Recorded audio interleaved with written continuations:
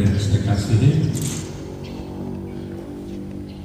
renungan terakhir nadanya macam pesimistik untuk kita, karena tantangan sangat berat. Tetapi kita tidak boleh pesimis.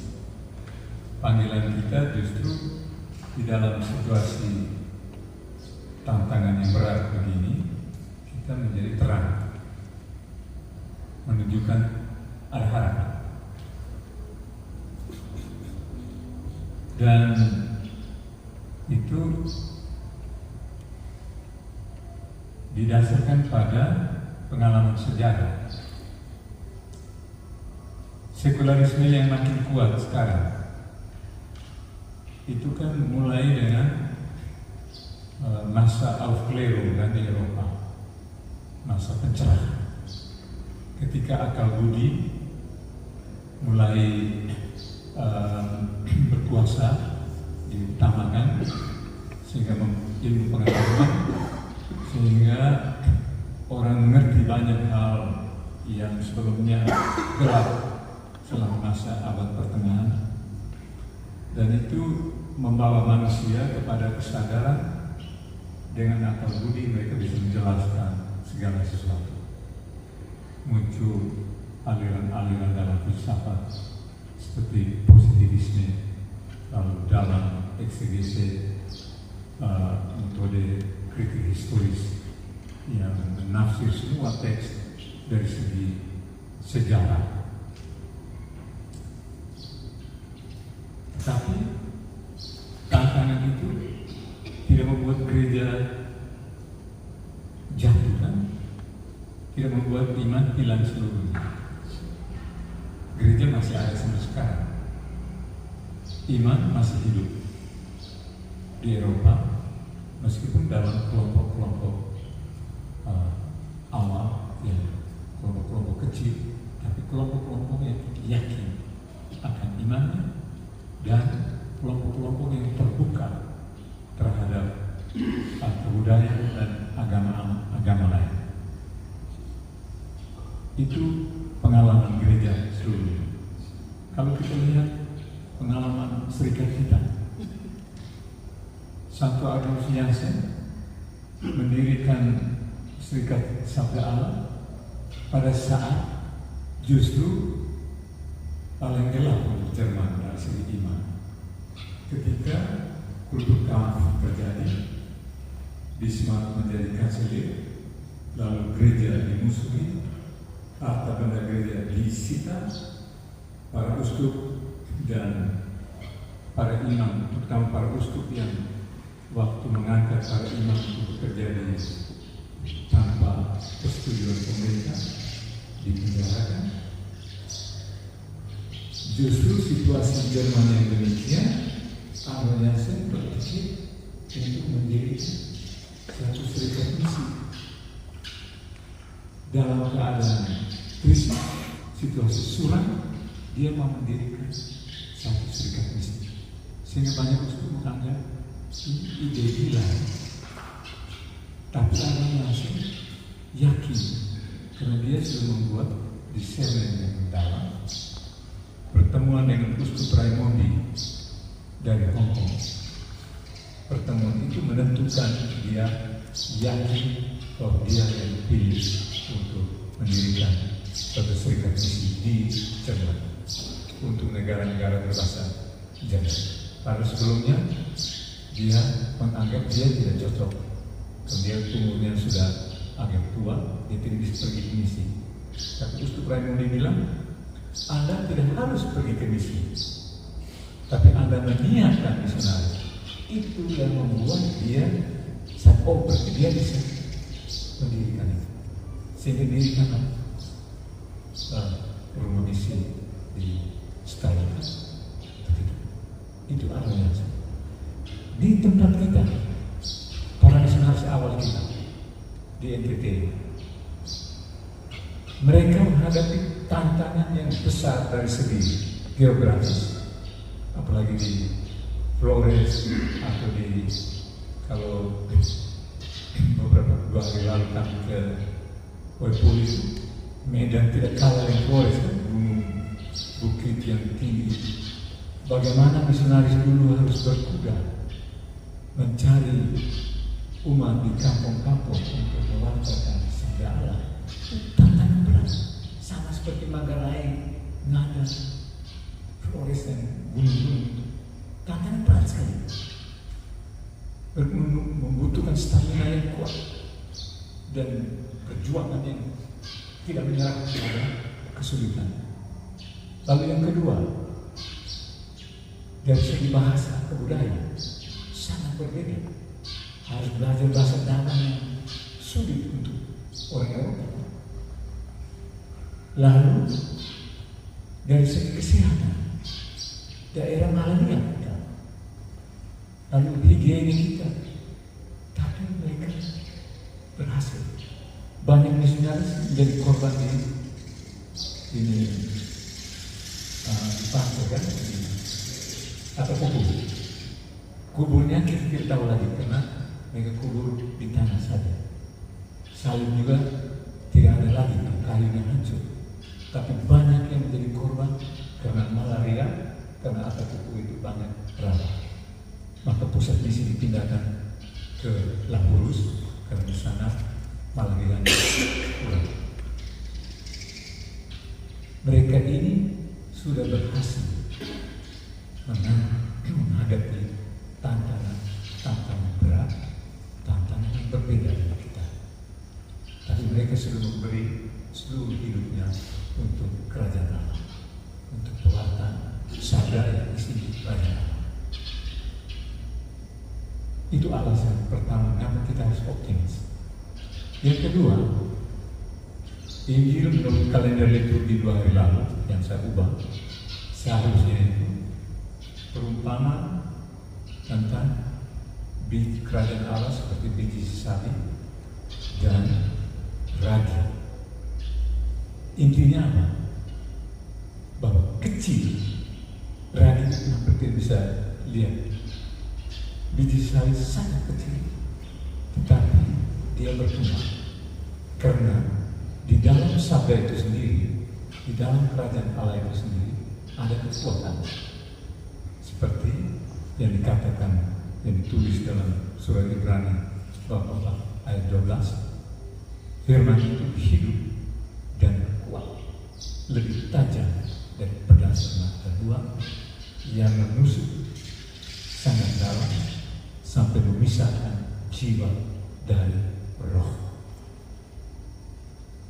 Kekuatan perumpamaan tentang biji sesali dan ragi menunjukkan sabda yang tentang kerajaan Allah mempunyai daya dalam diri sendiri sehingga dia bertumbuh sampai menjadi besar. Itu dasar kedua menjadi harapan optimisme kita dalam menghadapi tantangan yang sedang kita alami. Dan yang terakhir, Injil hari ini mengandung beberapa aspek penting tentang kerajaan Allah. Aspek pertama, bahwa kerajaan Allah itu adalah nilai tertinggi, nilai yang harus dikejar oleh semua umat manusia. Nilai itu nilai apa? Apa itu kerajaan Allah sebetulnya? Dia pertama-tama menyangkut pribadi, menyangkut Allah itu sendiri.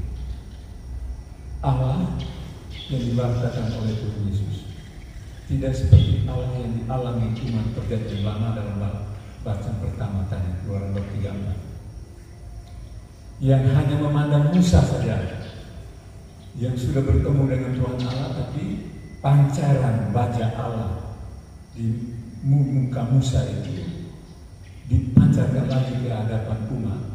Itu sungguh tidak tahu, mereka takut. Berarti Allah yang ditakut, Allah yang dahsyat. Untuk bertemu umat, Musa harus tutup wajahnya, hanya suaranya menyampaikan perintah. Dia buka ketika dia masuk ke kemah pertemuan bertemu dengan Tuhan Allah. Bukan Allah ini, jadi alam bangsa Israel ini diwartakan pelindung. Yesus mewartakan Allah yang adalah Bapa. Sehingga dia selalu menyapa Allah Bapa dalam Injil ini. Juga dalam Injil Yohanes. Memang kata Allah dia Bapa, tapi lebih banyak ketika dia sapa langsung selalu Bapa. Itu dia ajar Bapakmu kepada umat Israel, kepada para murid. Allah yang adalah Bapa ini itu inti kerajaan Allah.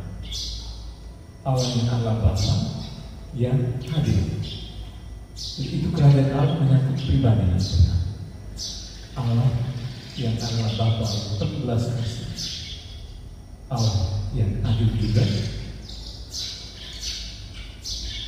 Dan yang kedua, unsur kedua dari itu pengertian kerajaan Allah, yaitu nilai kerajaan Allah.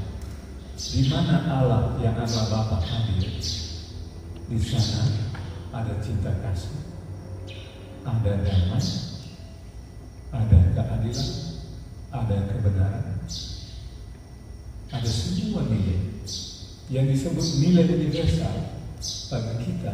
Itu nilai-nilai kerajaan Allah.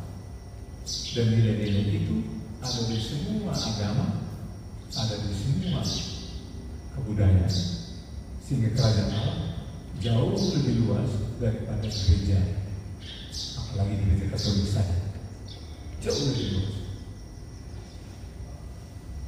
Itu pengertian kerajaan Allah. Dan ketika kita ngomong tentang nilai, maka kita harus optimis tentang Eropa, tentang Allah. Orang-orang Eropa, biar dia ateis atau agnostik, biar tidak ke gereja, tapi menjunjung tinggi nilai cinta kasih. Tadi saya beri contoh seorang ateis di Inggris yang kirim anaknya sekolah Benediktin karena dia lihat nilai cinta kasih yang dia junjung tinggi itu diajarkan oleh sekolah Katolik. Dan dalam bacaan pertama kemarin 1 Yohanes bab 4 itu bahwa di mana ada kasih, di sana Allah hadir. Jadi Eropa yang mungkin tidak ke gereja, tetapi orang-orang menjunjung tinggi nilai-nilai perdamaian, sangat menjunjung tinggi di Eropa. Kita ingat tahun 2004 terjadi tsunami di Aceh. Siapa yang pertama membantu orang Aceh? Bukan negara-negara Arab yang mengklaim berkesan Islam, Eropa. Saya sudah diikuti di mana negara-negara Arab baru bisa mulai kirim bantuan. Bahwa mereka mungkin tidak beragama, mungkin tidak ke gereja, tidak berarti kerajaan Allah tidak hadir di mereka. Di mana ada kasih, di mana ada damai, di sana Allah hadir. Berarti Allah menyatakan dalam hati mereka yang kejujur tinggi. Kerajaan Allah hadir di mereka. Dalam hal ini, dalam menjunjung tinggi nilai-nilai ini, kita harus belajar. Keadilan, siapa yang berjuang keadilan paling banyak? Hak asasi manusia, Eropa. Bukan negara-negara asing, bukan Indonesia. Kita pelanggar-pelanggar berat. Kita mengklaim kita orang sangat beriman. Praktek masuk masjid, masuk gereja, tapi pelanggar HAM yang berat itu dilakukan di Indonesia. Sehingga kritik untuk kita dari kesaksian orang Eropa yang menjunjung tinggi nilai-nilai kerajaan Allah. Lalu unsur berikut dari Injil hari ini, kerajaan Allah adalah rahmat. Perumpamaan yang pertama tadi, seumpama harta yang terpendam di ladang, yang ditemukan orang itu dia secara manusia bertemu kebetulan kan? Karena kebiasaan orang zaman dulu belum ada bank, belum ada berangkas, harta yang sangat bernilai, emas dan lain-lain, mereka tanam di dalam tanah. Kalau terjadi perang, orang bakar habis rumahnya, rampas semua, harta yang paling bernilai aman di dalam tanah. Tapi sesudah sekian lama mereka lupa. Itu mereka sudah mati atau mereka terbawa ke sebagai pengungsi atau mana pelarian, mereka lupa. Orang lain yang kemudian waktu mengerjakan tanah itu, dia pacu, dia gali-gali dan temukan kebetulan. Tetapi orang ini tahu bahwa ini harta yang bernilai, maka dalam hatinya timbul sukacita dan menjual semua harta miliknya supaya membeli bukan hanya ini harta yang terpendam, tapi seluruh ladang. Lalu perumpamaan yang kedua, dia menunjukkan aspek penting dari kerajaan Allah. Kita harus carilah dahulu kerajaan Allah dan kebenarannya, maka semuanya akan ditambahkan kepadamu. Makan, minum, pakaian, kebutuhan-kebutuhan lain akan ditambah. Apa yang bisa kita pelajari untuk kehidupan kita? Kita harus selalu mencari Tuhan Allah dan kepentingan. Lalu mencari. Kita tidak pernah bisa pegang Tuhan Allah. Tuhan itu roh. Dia hanya mengungkapkan diri, menyatakan dirinya hadir secara kuat pada orang yang mencari. Rahmat dan usaha manusia selalu jalan sama. Tanpa usaha mencari Tuhan Allah dalam hidup kita, mencari kehendaknya, mencari kepentingannya, kita tidak akan maju dalam panggilan kita sebagai misionaris yang menyebarluaskan kerajaan Allah di dunia. Marilah kita menggunakan semua kemungkinan yang ada, tapi terutama mencari Allah dan kerajaannya dengan sebagai SPD, dengan setia membaca dan merenungkan sabda